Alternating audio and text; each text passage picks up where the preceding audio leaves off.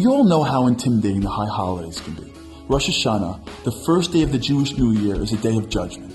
It's a day when God Himself comes down into the world and spends it with us.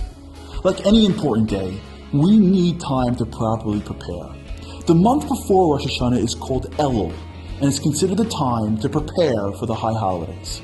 However, if you look closely at Elul, you find something very strange.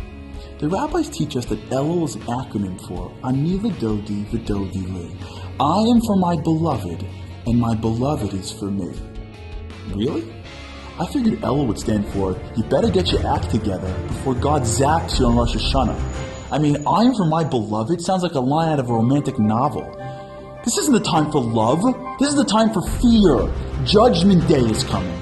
Why are the rabbis prepping us with love? Let me tell you a story. I have a friend who is an executive at an investment bank. His job is to travel around the world helping companies raise money. He's rarely in the same country all week. One day I bumped into him and he looked a little off. Are you okay? I had a rough night. What happened? Charlie, you're lucky. Your kids are still little. Wait until they get older. What happened? So he told me. He said, you know me, Charlie. I'm always traveling. I was supposed to be in China this week, but my trip got canceled and I was able to catch an earlier flight home. I came home and my teenage son was still up. I popped my head into his room to say hi. He barely acknowledged my presence while texting, talking on his cell, and video chatting at the same time. Well, for some reason I couldn't sleep that night, so in the middle of the night I went downstairs to get a drink. On the way down, I overheard my son talking on the phone. He said, man, I hate it when my dad comes home. I mean, when he's away, I can do anything I want. But when he comes back, I have to watch my curfew, the smell of my breath, my hiding spots. I just wish he would get back on the road already. He said, Charlie, when I heard that, I almost fainted. I mean, I spent my whole life trying to provide for my family. You think I want to live in an airport? And my own son hopes that I'm not around? I mean, at 16, I would think that he would at least realize that my asking about his life is not for my benefit, but for his. I stood in silence. I had nothing to say. He continued. He said, you know, Charlie, like I said, you're lucky. When your kids are little, as soon as they hear your key in the door, they come running. You open the door to little pitter-patters and then Daddy's home. No matter what went on in your day, everything is right with the world for those few brief Daddy's home moments.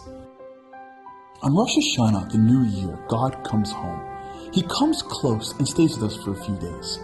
And before we get into the sophistications of rules and judgments and prayer, the question we ask ourselves is, do we even want him home? I mean, do we like when he's around?